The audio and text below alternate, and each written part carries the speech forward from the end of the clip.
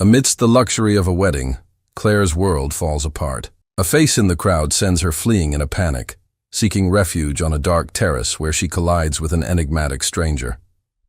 He is Dr. Liam Sterling, a surgeon whose calm is as intimidating as his power. He doesn't ask what happened. He asks something far more dangerous. Who are you running from? Before she can answer, the danger finds her. In an instant, the stranger claims her as his own, orchestrating a daring escape that launches her into his world of secrets and luxury. He offers her protection, but his help comes with an unknown price. Why would such a powerful man risk himself for a complete stranger? What did he see in her eyes that made him act? Claire may have escaped one nightmare, but she has just stepped into a much larger enigma.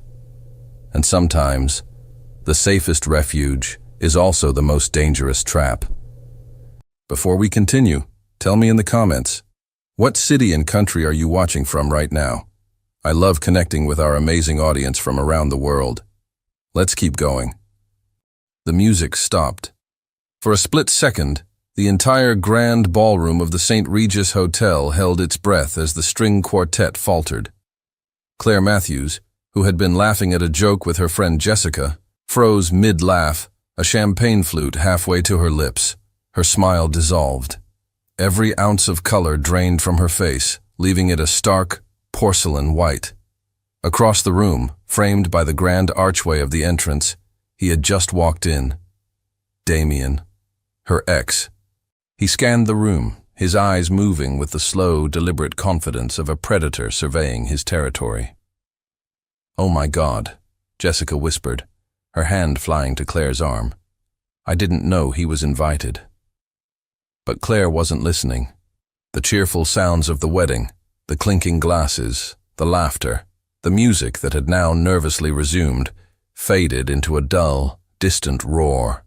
Her heart hammered against her ribs, a frantic, trapped bird. Her vision narrowed until he was the only thing she could see. His voice was suddenly in her head, a phantom whisper from a memory she couldn't escape. "You're so sensitive, Claire. It's exhausting.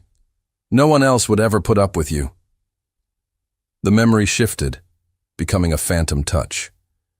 She could almost feel his hand gripping her arm, a little too tightly, his words echoing in her mind. "Don't be dramatic. I'm the best thing that ever happened to you, and you know it." The air in the ballroom grew thick, suffocating. She couldn't breathe. She had to get out. Now. "Claire, wait!" Jessica pleaded. But Claire was already moving. She turned, her movements stiff, robotic, and fled.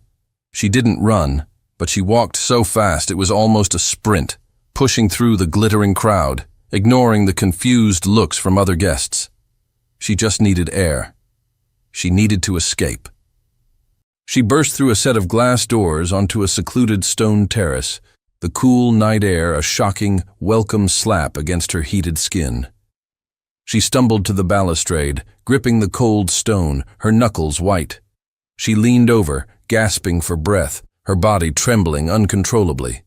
She heard footsteps behind her. She flinched, her entire body coiling in on itself, a raw, instinctual terror seizing her. It was him. He had followed her. But the voice that spoke was not Damien's. It was calm, gentle, and laced with a quiet concern. "Are you okay? You looked like you were going to faint." She slowly turned. A man stood a few feet away, silhouetted against the light from the ballroom.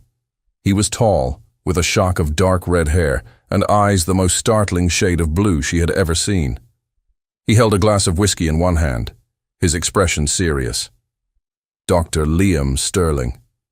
She recognized him from a hospital fundraiser her school had participated in. A brilliant, charismatic surgeon. "I'm a doctor," he said, taking a hesitant step closer, his concern clearly genuine. "Can I help?" She just stared at him, the terror still swirling in her mind, her throat too tight to form words. He saw the raw, undiluted fear in her eyes, a fear that went far beyond a simple, dizzy spell. He seemed to understand in that instant that this was not a medical issue. It was something else. He closed the small distance between them, his voice dropping to a low, intimate whisper that was meant only for her. "Who are you running from?" The question, so direct, so perceptive, shattered the last of her composure. A single tear escaped and traced a hot path down her cheek. Her voice, when it finally came, was a broken, ragged whisper. "From a man who convinced me I was worthless." Back in the ballroom, Damien's eyes narrowed. He saw Claire's friend, Jessica, standing alone, a look of frantic worry on her face. He started toward her, his movement smooth and predatory. "Where did she go?" he asked, his voice a low, possessive purr that sent a shiver of fear down Jessica's spine. She just shook her head, but Damien's gaze had already found the open doors to the terrace. A dark, proprietary smile touched his lips as he began to walk toward them. On the terrace, Liam processed Claire's whispered confession. "From a man who convinced me I was worthless." The words, so full of pain and self-loathing, struck a chord deep inside him. He had seen that kind of psychological damage before, in his work, in his own complicated past. His professional concern as a doctor was instantly consumed by a fierce, protective instinct as a man. "You can't go back in there," he said, his voice firm, decisive. "Not tonight." "I have to," she whispered, her eyes still wide with fear. "My purse, my keys, my friend is still in there." "I'll have someone get them for you," he countered, "but you are not going back in there to face him." Before she could argue, the glass door creaked open. "Clair, what do you think you're doing?" Damien stood there, silhouetted against the bright lights of the ballroom. His voice was deceptively soft, the tone of a disappointed parent, but his eyes were hard, possessive chips of ice. He took a step onto the terrace, his gaze dismissing Liam as if he were a piece of furniture. Claire froze, her body going rigid, the panic threatening to swallow her whole again. But before she could even flinch, Liam moved. It was not a sudden or aggressive movement. It was smooth, deliberate, and utterly commanding. He stepped slightly in front of her, creating a subtle shield with his body. Then, he placed a hand on the small of her back, a firm, grounding pressure, and gently pulled her to his side. The gesture was a clear, undeniable, and public claim.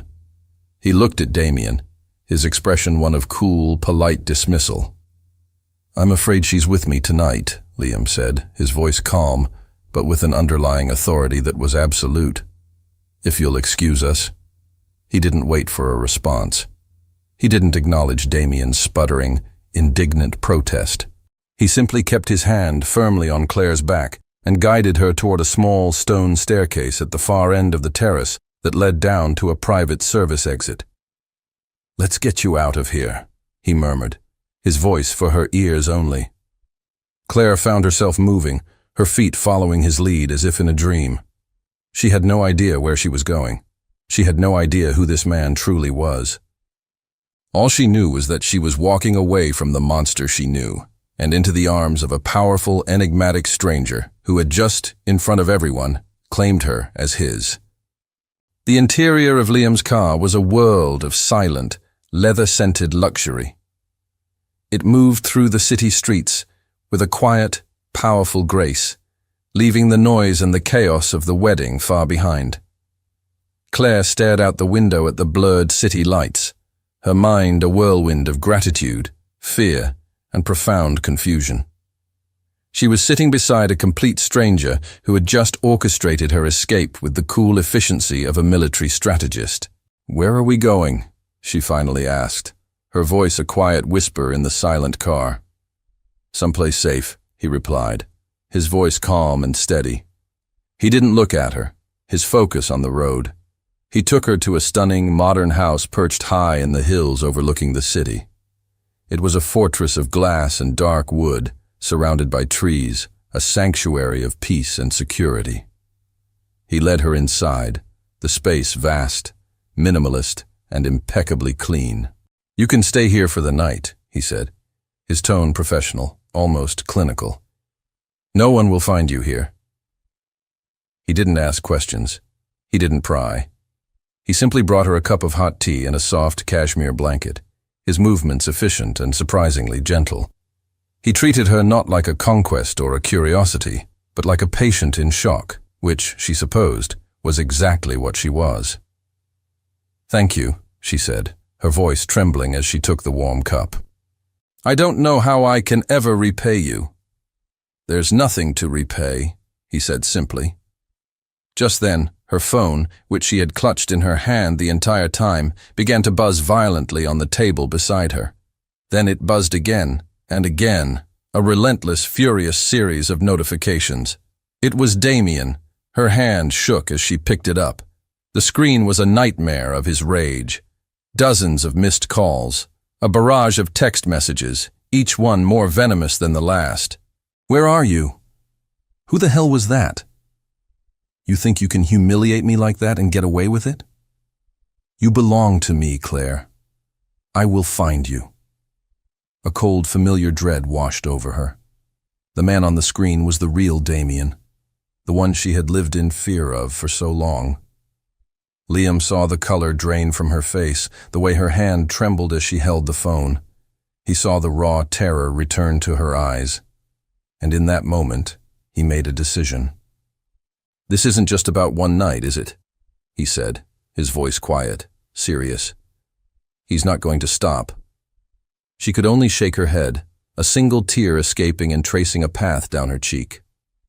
"I have a guest house on the property," he said, his tone shifting, becoming firm, decisive. "It's separate from the main house, completely private. Stay there. For a few days, a week, as long as you need, until things calm down. I can guarantee your safety." The offer was shocking. To live on the property of this stranger? It was insane. But the alternative, returning to her small apartment, a place Damien knew, a place where she would be alone and vulnerable, was infinitely more terrifying. "Why?" she whispered, the question she had been wanting to ask all night. "Why are you doing this for me? You don't even know me." He looked at her, and his blue eyes, for the first time, held something other than professional concern or cool detachment. They held a flicker of a shared, painful understanding. "Because," he said softly, "no one deserves to feel the fear that I saw in your eyes tonight." Claire awoke to the sound of birdsong, a gentle, peaceful sound she hadn't heard in years. She was in a large, comfortable bed, the morning light filtering softly through the blinds. For a moment she was disoriented. Then the memory of the previous night came rushing back. The wedding, Damien, the terrifying escape, and the enigmatic doctor who had become her unlikely savior. She was in his guest house. It was less a house and more a stunning, self-contained cottage, decorated in warm, calming tones of cream and blue. It was a sanctuary, but it still felt like a beautiful cage. Liam, true to his word, kept a respectful distance. He didn't intrude. Later that morning, she found a basket outside her door containing fresh fruit, pastries, coffee, and a small handwritten note. "There are books in the library of the main house if you get bored. The Wi-Fi password is on the back. Liam." His handwriting was a sharp, decisive script, the handwriting of a surgeon. Driven by a need to understand the man who now held her safety in his hands, she spent the day doing what she did best: research. She learned that Dr. Liam Sterling was not just a successful plastic surgeon. He was a prodigy, one of the most respected reconstructive surgeons in the country. She found articles detailing his groundbreaking work with burn victims and children with congenital deformities. He wasn't just making the beautiful more beautiful.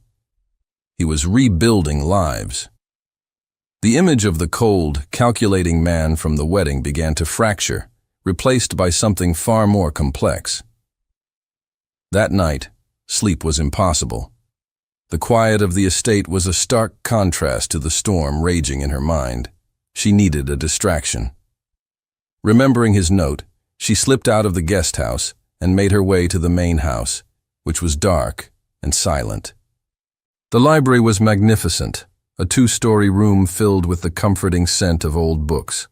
She wandered the shelves, her fingers tracing the leather-bound spines.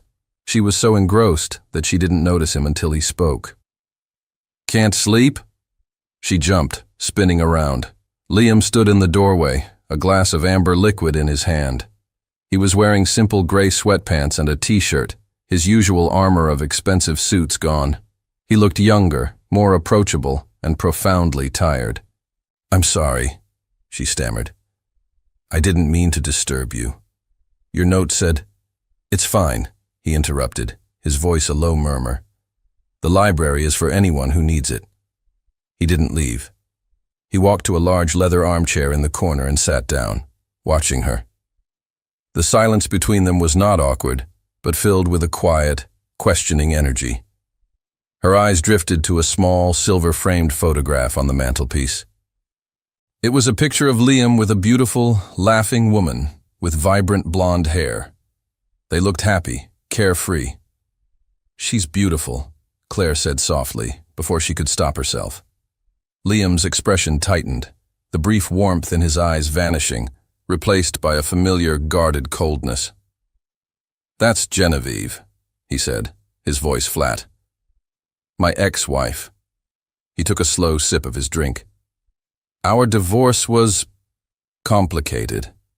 The word complicated hung in the air, a door to a past he clearly kept locked and bolted.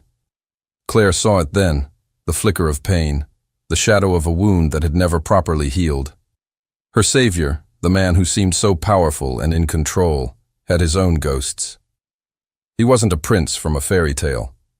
He was a man with scars of his own. "Complicated how?" she asked, her voice gentle, a quiet invitation. The question lingered between them, a fragile bridge built across the chasm of their separate pains. The fragile peace of the estate was shattered 2 days later. Claire, feeling a desperate need for some semblance of normalcy, decided to return to her job at the elementary school where she taught first grade. She told herself Damien wouldn't dare show up there. It was a public place, a place of children and innocence. She was wrong. As she was leaving school that afternoon, her arms full of graded papers, she saw it. Damien's sleek black sports car was parked across the street, a silent, menacing predator waiting for her. He was leaning against the hood, his arms crossed, a dark, possessive smile on his face. The papers slipped from her numb fingers, scattering across the sidewalk.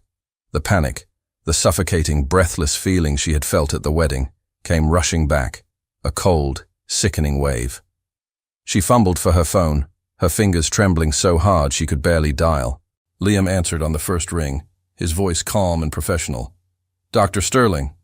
"He's here," she choked out, her voice a frantic, terrified whisper. "Outside my school. He found me." The line went silent for a fraction of a second. When Liam spoke again, his voice had changed. The calm doctor was gone. In his place was someone else, someone cold, controlled, and utterly dangerous. "Go back inside the school," he commanded, his voice a low, steady growl. "Lock the door. Do not leave." "I'm on my way." The 20 minutes it took for him to arrive felt like an eternity. Claire watched from the window of the principal's office as Liam's car pulled up, blocking Damien's in. Liam got out of his car. He didn't rush. He didn't shout. He walked over to Damien with a calm, deliberate stride that was far more intimidating than any display of aggression. Claire couldn't hear what they were saying, but she could see the confrontation. She saw Damien's arrogant posture, his dismissive gestures, and she saw Liam, perfectly still, his presence radiating a quiet, lethal authority. Then she saw Damien's face change. His smug smile faltered, replaced by a look of disbelief, then dawning, genuine fear. He took a step back, holding up his hands as if in surrender, before scrambling into his car and speeding away. Liam stood there for a moment, watching him go, before turning and walking into the school. He found her in the empty hallway, her body still trembling. "It's over," he said, his voice gentle again. "He won't be back." "What did you say to him?" she asked, her voice barely audible. He looked at her, his blue eyes serious. "I simply made it clear that any further contact with you would no longer be a personal matter but a legal one, and that in a legal battle I have more resources." But she knew it was more than that. She had seen the look on Damien's face. It wasn't the look of a man who had been threatened with lawyers. It was the look of a man who had just been shown a glimpse of a world far more dangerous than his own. He reached out, his hand hovering for a moment, before he gently placed it on her shoulder. "Come on," he said softly. "Let's go home." The word home hung in the air between them. He meant his home, of course, the safe house, the refuge. But as he guided her out of the school, his hand a warm, protective weight on her shoulder, she couldn't shake the feeling that he had meant something else entirely. And as they drove back to the estate, she looked at him, at this brilliant, complicated man who had just declared war on her behalf, and she realized that his quiet, possessive declaration from the wedding was becoming a terrifying, thrilling reality. He had said, "She's with me tonight." But his actions, his fierce, unwavering protection, were saying something else. They were saying, "She's mine." The confrontation at the school left Claire deeply shaken, but also filled with a new, unfamiliar emotion, anger. A cold, simmering rage at her own helplessness. "I hate this," she confessed to Liam that evening, pacing the vast, silent living room of the main house.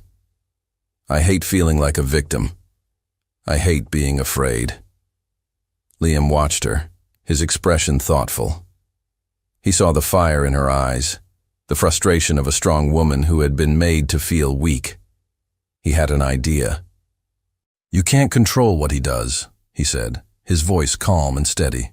"But you can control how you feel. Strength isn't just physical, Claire. It's mental. It's about knowing you can fight back." The next day, he took her not to a park or a restaurant, but to a sleek private boxing gym tucked away in an industrial part of the city. It was his gym, a place of polished wood, black leather, and the clean, sharp scent of sweat and determination. "What are we doing here?" she asked, bewildered. "You're going to learn how to hit something," he replied, a small, rare smile on his lips as he handed her a pair of boxing gloves. He started with the basics, teaching her stance, footwork, how to throw a simple jab. He was a patient, focused instructor, his voice a low, encouraging murmur. At first, Claire was awkward, hesitant. Her punches were weak, her movements uncertain. "Don't be afraid of your own power," he told her, holding up a pair of focus mitts. "I want you to picture his face," he said, his voice dropping, becoming serious. "Picture every cruel word, every moment he made you feel small. And I want you to put all of that into your fist." Something inside her snapped.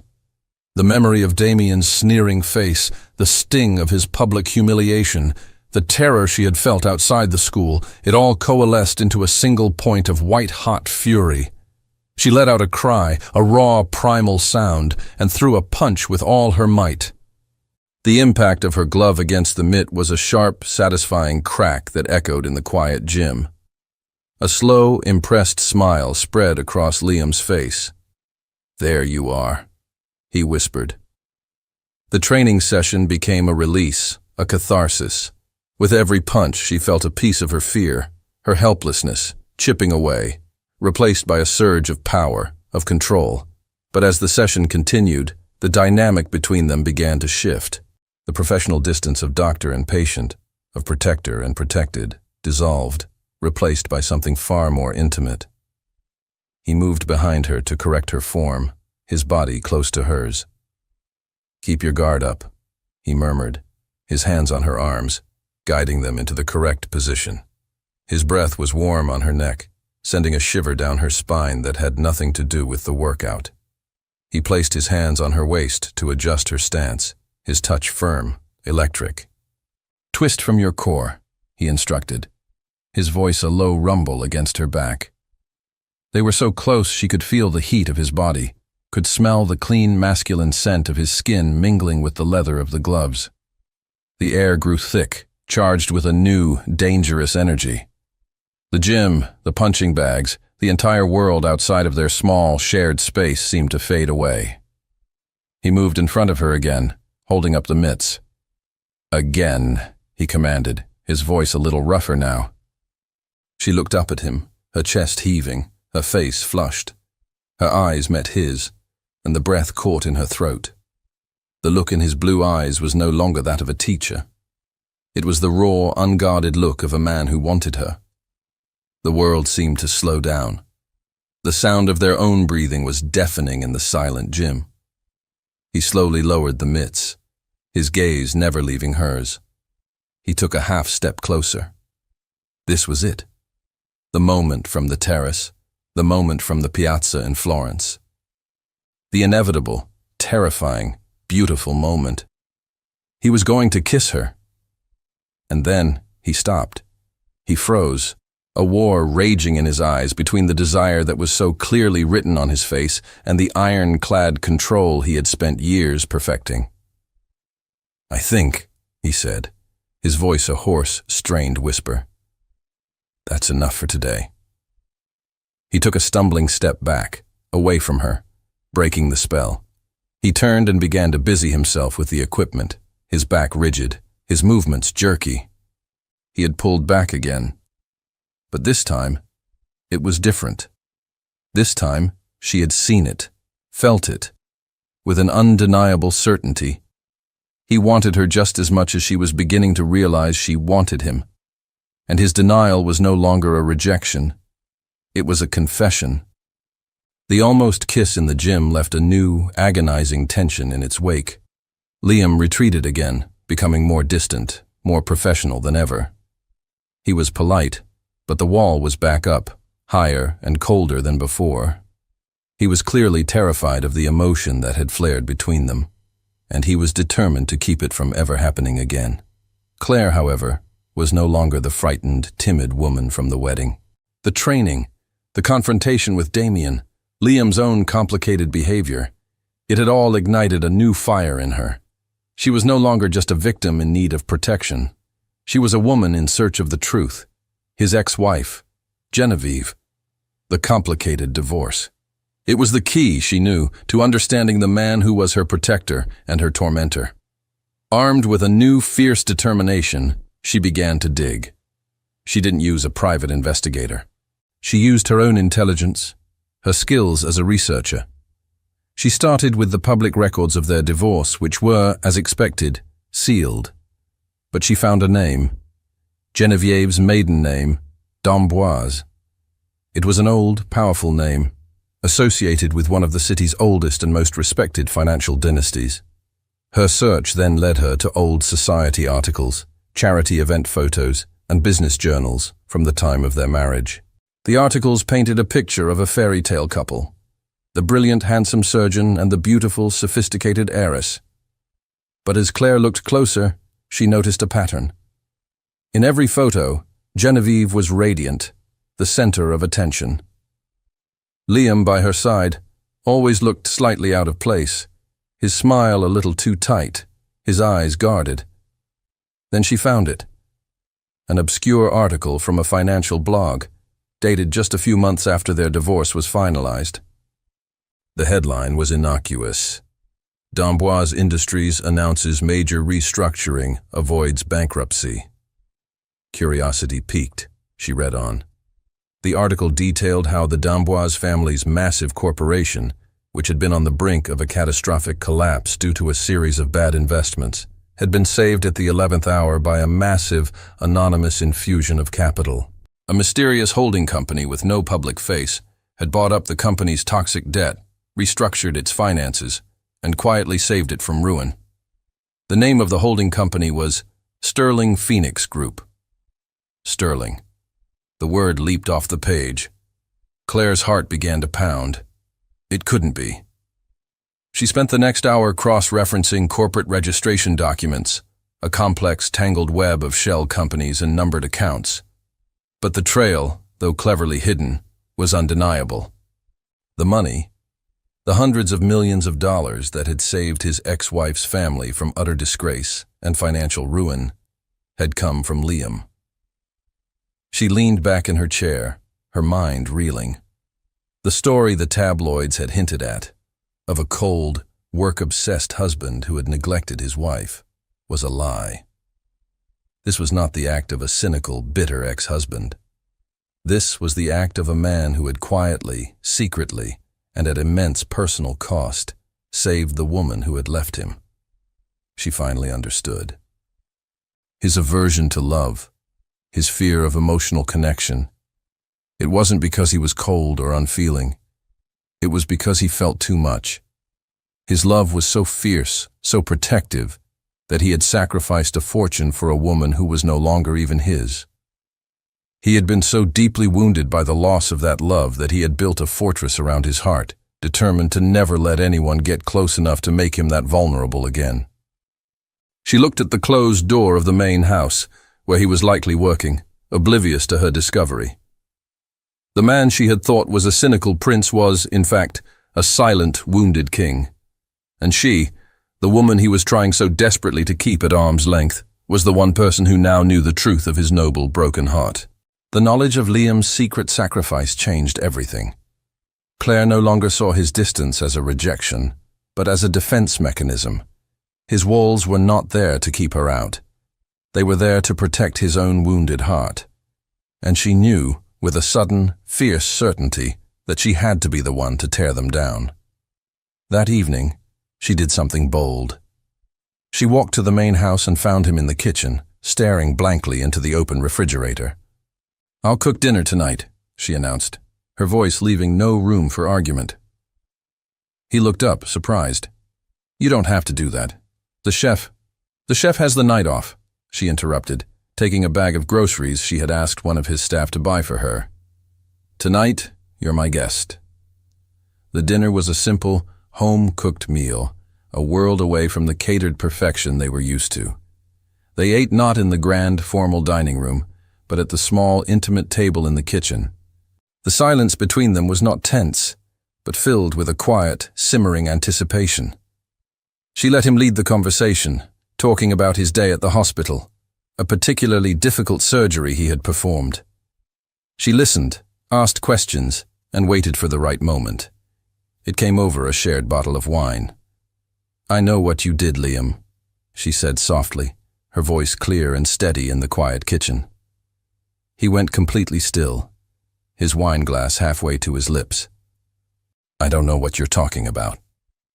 "For Genevieve," she continued, her gaze unwavering.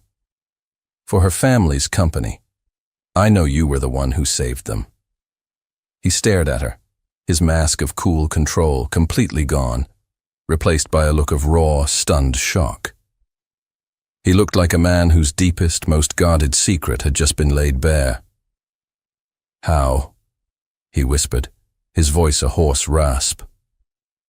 "I'm a good researcher," she replied simply. "But that's not the point. The point is why? Why would you save the woman who left you, who broke your heart? And why would you do it in secret?" He looked away, staring at the wine in his glass as if it held the answers to the universe. "Because it was never about the money," he confessed, his voice barely audible. "And it wasn't for her. It was for me." He finally looked at her, his eyes filled with a pain so deep it was bottomless. "When she left, she said I was cold, that I was incapable of real love, that all I cared about was my work. And for a long time, I believed her. I built my life around that belief. I accepted that I was the villain in our story." He took a shaky breath. "Saving her family's company. It was my way of proving her wrong, if only to myself. It was my way of showing that I could love someone, that I could protect them, even if they didn't want me to. It was my penance for failing her." His confession was a gut punch, a revelation of a man so noble and so broken that it made her heart ache. "You didn't fail her, Liam," she whispered, her voice thick with emotion. She reached across the table and took his hand. "She failed you." He looked down at their joined hands, then up at her, his eyes shining with unshed tears. The last of his walls, the fortress he had built around his heart for years, crumbled into dust. "I'm so afraid of this, Claire," he admitted, his voice breaking, "of what I feel for you. I don't know how to do this without wanting to control it, to protect it, to lock it away so it can't be hurt." "Then don't," she said, her grip on his hand tightening. "Don't control it, just feel it with me." He stood up, pulling her to her feet. He framed her face with his hands, his gaze intense, searching. "I don't know how," he whispered. "I'll teach you," she replied. And then she kissed him. It was not the desperate, hungry kiss from the gym. It was a kiss of profound understanding, of acceptance, of healing. It was a kiss that said, "I see your scars, and I am not afraid." He kissed her back, a slow, deep, and absolute surrender. It was the kiss of a man who had been lost in the dark for years, and had just finally been shown the way home. The morning after their kiss was like waking up in a new world. The heavy, unspoken tension that had filled the estate for weeks was gone, replaced by a light, joyful intimacy. They were no longer protector and protected, or doctor and patient. They were Liam and Claire, two people who had found each other in the most unlikely of circumstances. The next few weeks were a blissful, stolen dream. They spent a weekend in a secluded cabin by a lake that Liam owned, away from the city, away from their pasts. They hiked, they cooked, they talked for hours, sharing stories and secrets with the easy comfort of people who had known each other for a lifetime. He made her laugh, a deep, genuine belly laugh she hadn't felt in years. She made him relax, coaxing the serious, driven surgeon to simply be still, to enjoy the moment. For the first time in a very long time, they were both simply happy. But the world, and Damien, had not forgotten them.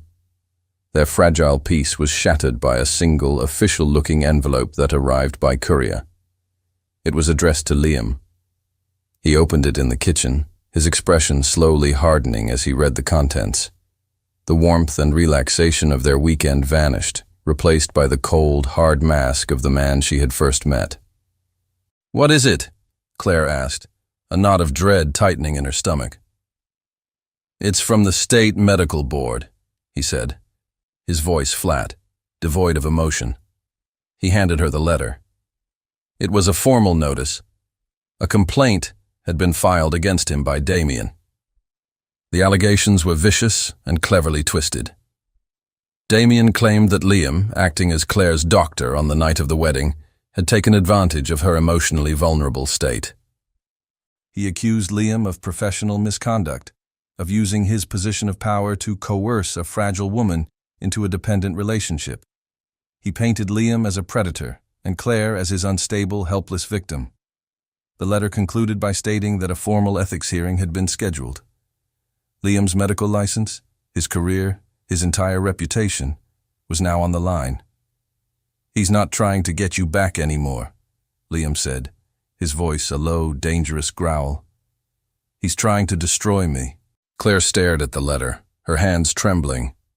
Damien had found Liam's one true vulnerability, his unwavering sense of honor and his professional integrity. He had turned Liam's act of kindness, his protection, into a weapon to be used against him. The war had just escalated from a personal vendetta to a professional execution. And Claire was the unwitting weapon at the center of it all. The days leading up to the ethics hearing were a tense, strategic whirlwind. Liam's lawyer, a sharp, no-nonsense woman named Sarah, was grim. "This is a serious accusation, Liam," she said, her office overlooking the city. "Damien's complaint is cleverly worded. He's not accusing you of a crime. He's accusing you of an ethical breach. It's a he said, she said situation, and the board is notoriously conservative. They will see a powerful, wealthy doctor and a vulnerable young woman, and they will draw their own conclusions. But it's all lies," Claire insisted, her voice tight with anger. "It doesn't matter," Sarah replied, her gaze softening as she looked at Claire.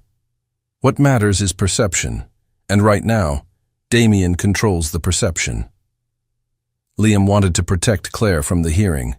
He wanted to face the board alone, to shield her from the humiliation of having her past, her pain, dissected in a sterile conference room. "No," Claire said, her voice firm, unwavering. "I will not hide.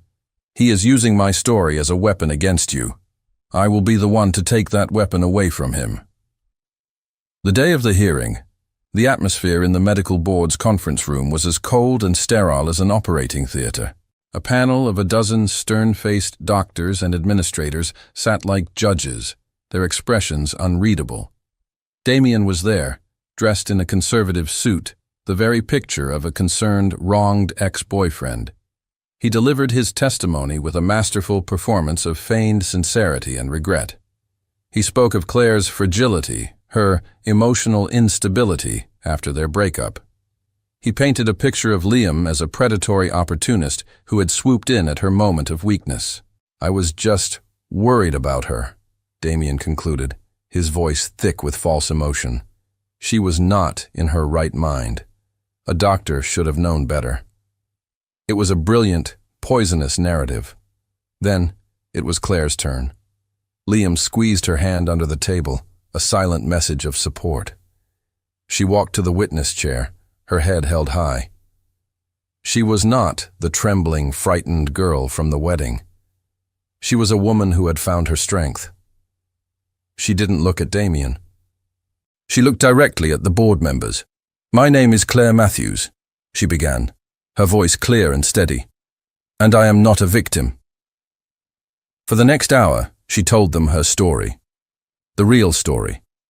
She spoke of Damien's psychological abuse, the way he had systematically dismantled her self-worth. She spoke of the terror she had felt at the wedding, the feeling of being trapped, of suffocating. And then she spoke of Liam. She spoke of his unexpected kindness, of his respectful distance, of the way he had given her a safe place to heal. She spoke of him teaching her how to fight back, not just physically, but mentally. "Dr. Sterling did not take advantage of a vulnerable woman," she said, her voice ringing with a powerful, undeniable truth. "He gave a strong woman the space she needed to find her own strength again. He did not coerce me. He empowered me." She finished, her words hanging in the silent, stunned room. Her testimony had been a masterpiece of quiet dignity and unwavering strength. But Damien's lawyer had one last, venomous card to play. He stood up, a smug look on his face. "Miss Matthews, your story is very moving," he said, his voice dripping with condescension. "But it is just that, a story. You claim this was not a transactional relationship. Then how do you explain this?" He placed a document on the projector. It was a bank statement. It showed a single, massive transfer of funds from one of Liam's holding companies to a new trust account set up in Claire's name. The amount was staggering. "It appears, gentlemen," the lawyer said, turning to the board, "that Dr. Sterling's empowerment came with a very hefty price tag. This wasn't protection. It was a payment. He bought her. And that, by any definition, is a gross violation of medical ethics." The image of the bank statement hung in the air, a stunning, damning piece of evidence. A wave of murmurs swept through the boardroom. Damien's lawyer had played his trump card perfectly. The transfer looked exactly like what he claimed it was. A payment. A sordid transactional secret that undermined everything Claire had just said. Claire stared at the screen, her heart sinking. She had forgotten about the money. Liam had insisted on setting up the trust fund for her on her first day at the guest house. "It's for your independence," he had said, "so you never have to feel trapped again." Now, that very act of generosity was being twisted into a weapon to destroy him. Liam's lawyer, Sarah, stood up to object, to explain the context of the fund, but the damage was done. The board members were looking at Liam with new, suspicious eyes. The perception in the room had shifted, just as Damien had planned. Liam remained perfectly still. He looked at the bank statement on the screen. He looked at Damien's smug, triumphant face. And then he looked at Claire, and he saw the flicker of despair in her eyes. He saw her pain, her humiliation, as her private struggles were once again being used as a weapon in a battle between powerful men, and in that moment, he made a choice. He could fight this. He could let his lawyers argue, explain the context, and drag Claire through a long, ugly battle of character assassination. He could probably even win. But it would come at a cost. Her cost. It would mean dissecting her past, her fears, her vulnerability, all for the sake of his career. He would not do that to her. He would not let her be collateral damage in his war. He stood up slowly, his movement commanding the attention of the entire room. "He's right," Liam said, his voice calm, clear, and utterly shocking. Claire's head snapped toward him, her eyes wide with disbelief. Sarah, his lawyer, looked at him as if he had lost his mind. "Yes, I transferred that money," Liam continued, his gaze fixed on the chairman of the board. "And yes," he said, his voice turning hard, "my relationship with Miss Matthews became personal. It crossed a line from professional concern to a deep personal attachment." He let the admission hang in the air, a stunning confession of guilt. "The rules of this board, the ethics of our profession, are in place to prevent even the appearance of impropriety," he said, his voice ringing with a strange, new authority. "And while my intentions were honorable, the appearance has been compromised." He looked around the room, at the stunned faces of his colleagues, the men and women he had worked with for years. "Therefore," he announced, his voice steady and resolute, "to remove any question of impropriety, to protect the integrity of this hospital, and to shield Miss Matthews from any further public scrutiny, I hereby tender my resignation from my position as Chief of Reconstructive Surgery, effective immediately." The room erupted in a cacophony of gasps and shocked whispers. He had just sacrificed everything: his career, his position, the department his family had funded for generations. He'd thrown it all away. He didn't look at the board. He didn't look at Damien. He looked only at Claire. He gave her a small, almost imperceptible nod, a silent message that said, "You are more important." He then turned and walked out of the hearing room, leaving behind his career, his reputation, and a room full of stunned, silent people. He had chosen her, completely and unconditionally, above all else. Liam's resignation sent shockwaves through the city's medical and social circles. It was the lead story on every news site. Star surgeon resigns amid ethics scandal. Damien was ecstatic, celebrating his victory, believing he had successfully completely destroyed his rival. Claire, however, was devastated. She found Liam back at his house, not angry or defeated, but strangely, profoundly calm. "You can't do this," she said, her voice choked with tears. "You can't throw away your entire life's work, for me." "It's just a job, Claire," he said, his voice surprisingly gentle. He took her hands in his. "My work is important, but it's not my life. You are my life. I would burn it all down to keep you safe. I meant what I said. I protect what's mine." His words, his absolute, unwavering devotion, only strengthened her resolve. She would not let him make this sacrifice. She would not let Damien win. She called the one person she knew she could trust, her friend Jessica, the bride from the wedding. She told her everything. "He's a monster," Jessica said, her voice tight with fury when she heard the full story of Damien's abuse. "And we're going to prove it." Together, they began to dig. They were no longer just looking for rumors. They were looking for victims. They spent days making discreet calls, sending private messages, searching for anyone else who had been caught in Damien's web. And then they found her. A woman named Sarah, a graphic designer who had dated Damien 2 years before Claire. Her story was a chilling, almost identical echo of Claire's. The intense charm, the slow erosion of her confidence, the gaslighting, the isolation. And when she had tried to leave, the harassment.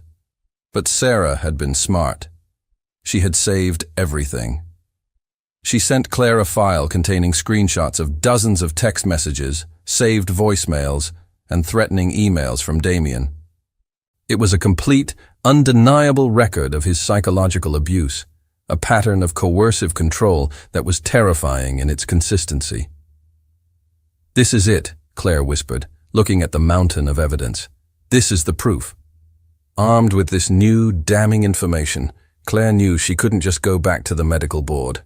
This was bigger than Liam's career now. This was about justice. This was about stopping a predator. She made a call. The next day, she walked into a sleek downtown law office. At the head of a large conference table sat a woman with intelligent eyes and a reputation for being one of the most formidable litigators in the city. It was Genevieve, Liam's ex-wife. Claire laid the file of evidence on the table between them. "I need your help," Claire said, her voice steady and firm. "I'm not here to save Liam's career. He's too proud to accept that. I'm here because I want to destroy the man who does this to women. And I heard you're the best." Genevieve looked at the evidence, then at the fierce, determined woman sitting across from her. A slow, dangerous smile spread across her face. "I may not have loved Liam the right way," she said, her voice a blade of steel. "But I know he is a good man. And I absolutely despise men like Damien." She looked at Claire, a new, unexpected alliance forming between the ex-wife and the new love. "Let's get to work," Genevieve said. The partnership between Claire and Genevieve was a force of nature. Genevieve, with her sharp legal mind and her deep, intimate knowledge of the city's power structures, was the perfect general for their war. Claire, with her first-hand experience and the damning evidence from Sarah, was the undeniable, powerful truth at the heart of their case. They didn't just file a complaint.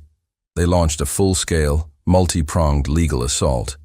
First, Genevieve, representing both Claire and Sarah, filed for a temporary restraining order against Damien, citing a pattern of harassment and stalking. The evidence, the texts, the emails, the voicemails, was so overwhelming that the judge granted it immediately, a shocking public blow to Damien's reputation. Next, they filed a civil lawsuit for intentional infliction of emotional distress. The suit was a masterpiece, detailing Damien's systematic psychological abuse with cold, clinical precision. But Genevieve's masterstroke was her use of the media. She didn't leak the story to a gossip columnist.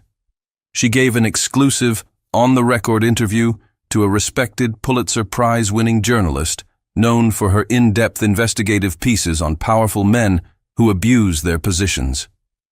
The story that came out was not a piece of salacious gossip. It was a bombshell. A meticulously researched, fact-checked exposé on Damien's predatory behavior, featuring the brave, on-the-record testimony of two of his victims. The fallout was immediate and catastrophic for Damien. His firm, facing a PR nightmare, suspended him indefinitely.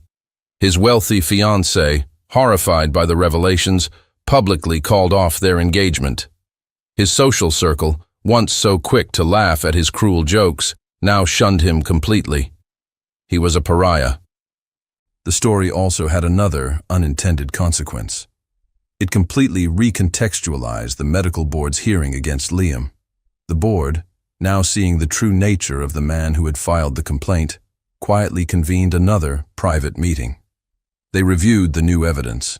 They saw Damien not as a concerned ex-boyfriend, but as a malicious, manipulative predator who had used their ethical board as a tool for his personal vendetta. The chairman of the board called Liam personally. "Dr. Sterling," the chairman said, his voice full of a deep, formal apology. "The board has unanimously voted to dismiss all complaints against you. The evidence of Mr. Damien's malicious intent is undeniable. We were misled." He paused. "Furthermore, the board would like to formally and humbly ask you to reconsider your resignation. Your position as chief of surgery is waiting for you, should you choose to accept it." The victory was absolute. Damien was ruined. Liam's name was cleared. His career was restored. Liam hung up the phone, a sense of profound, quiet relief washing over him. He found Claire in the library, looking out the window, a soft smile on her face. He came up behind her, wrapping his arms around her waist. "You did it," he whispered, his voice full of awe and admiration. "You saved me." She turned in his arms to face him. "No," she said, her eyes shining. "We saved each other." The offer from the hospital board was a complete vindication, a restoration of his honor and his career. Everyone expected Liam to accept it immediately, to step back into his role as the celebrated chief of surgery. But the man who had walked out of that hearing room was not the same man who had walked in. The crisis, his sacrifice, and Claire's fierce, unwavering loyalty had changed him in a fundamental way. He called the chairman of the board the next day. "Thank you for the generous offer," Liam said, his voice calm and resolute. "But I must respectfully decline." When he told Clair his decision, she was stunned. "But why? You've won. Your name is cleared. It's your family's legacy."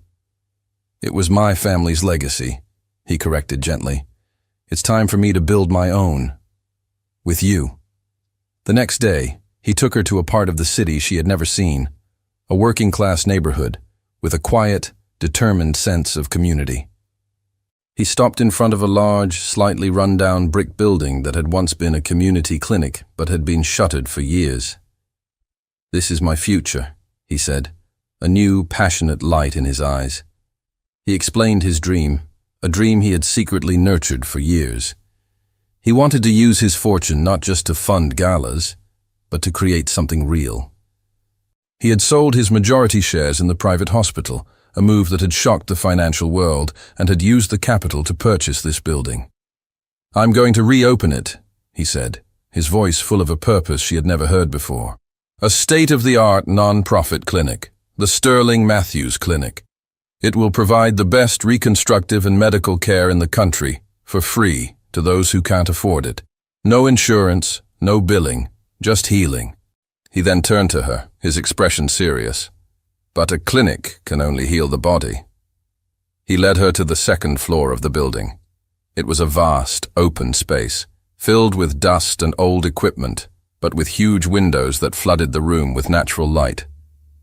"This," he said, his voice a low, hopeful murmur, "is for you. It will be an art studio, a community center, a safe place for children and adults to come and heal their spirits, to find their voice, just like you helped me find mine. And you will run it, Claire. You will be its heart." He wasn't offering her a job. He wasn't offering her a title. He was offering her a shared purpose, a shared dream, a life built together on a foundation of healing and hope. Tears streamed down her face as she looked around the dusty, promising space. It was in that room, surrounded by the ghosts of what had been and the promise of what could be, that he got down on one knee. He didn't have a ring. He didn't have a speech prepared. He just looked up at her, his heart in his eyes. "I don't have a hospital empire to offer you anymore, Claire Matthews," he said, his voice thick with an emotion he no longer tried to hide. "I just have my heart, my protection, and a life spent building something that matters. With you." He took her hand. "Will you marry me?" 1 year later, the Sterling Matthews Clinic and Community Center was a vibrant, thriving hub of hope in the heart of the city. The once derelict brick building was now a state-of-the-art medical facility on the ground floor, and a beautiful, light-filled art studio and community space on the second. Their wedding was not held in a grand ballroom or a stuffy church. It took place in the very garden they had built behind the community center, a lush, green space filled with flowers planted by the neighborhood children Claire now taught. The guests were not the city's wealthy elite. They were the doctors and nurses from the clinic, the families whose lives had been changed by their work, the children who now had a safe place to create and dream. Jessica was there, her smile genuine and proud. Genevieve was there, a respected friend and a powerful member of the foundation's board. Sarah, the woman they had found, was there, her face full of a peace she had never thought she would find. Claire wore a simple, elegant dress, her face radiant with a happiness that was deep and real. Liam stood waiting for her, not in an expensive tuxedo, but in a simple, well-tailored suit, his eyes full of a love and admiration that was boundless. Their vows were whispered to each other, Promises not of wealth or status, but of partnership, of shared purpose, of a lifetime spent healing, both themselves and the world around them. During the simple, joyful reception, as the sun began to set, Liam took the microphone. He didn't give a long speech. He just looked at his wife, his partner, the woman who had saved him from a life of empty success. "On the day I met you," he said, his voice clear and strong, resonating through the quiet garden, "I asked you who you were running from. I spent the next year making sure you would never have to run from anything again." He paused, his voice thick with emotion as he looked at Claire. "But the truth is, you were the one who was saving me. You were saving me from a life without you." He raised his glass. "To my wife," he said, his voice full of a love that filled the entire garden. "My partner. My refuge." They kissed, and it was not a kiss of passion or of desperation. It was a kiss of profound, quiet peace. There were no more ghosts, no more fear. Only the promise of a future they had built together, not as a prince saving a damsel, but as two survivors who had found in each other their final and truest home.